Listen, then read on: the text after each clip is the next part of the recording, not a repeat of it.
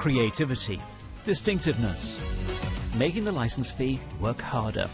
That's been the message from the BBC, but behind the cuts and redundancies, some senior managers have left in style. The former Deputy Director General Mark Byford walked away with £949,000. The Chief Operating Officer, Caroline Thompson, £683,000. And George Entwistle, who had to resign after the McAlpine fiasco last year, took £486,000. And these were just the ones that made the headlines. The National Audit Office has also uncovered other large payouts to managers who remain unnamed. Two of those managers walked out of these doors straight into new jobs, and they're left with combined payments of £975,000. Another manager, £866,000 if you add in the pension top-up. Of the 60 cases the National Audit Office looked at, 14 were paid more than they were contractually obliged. The BBC today admitted on this topic it had lost its way.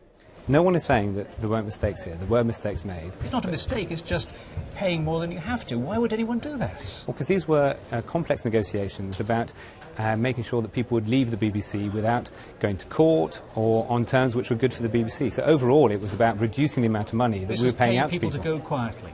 No, this is what any company would do. One former BBC controller, Rowley Keating, has now handed back his £376,000. He was told the decision to award it was seriously deficient. Indeed, the Audit Office struggled to find out who had authorised it. On other occasions, BBC policy was flouted, with, it said, no real explanation. Senior management have become out of touch with ordinary staff, and certainly in the way that they reward themselves. It bears no resemblance to those on the ground. In its defence, the BBC says the layoffs are saving the corporation £20 million a year, and it's also introducing a £150,000 redundancy cap. However, this concern by the Trust and the cap come just as the programme to cut managers is coming to an end. David Siletto, BBC News.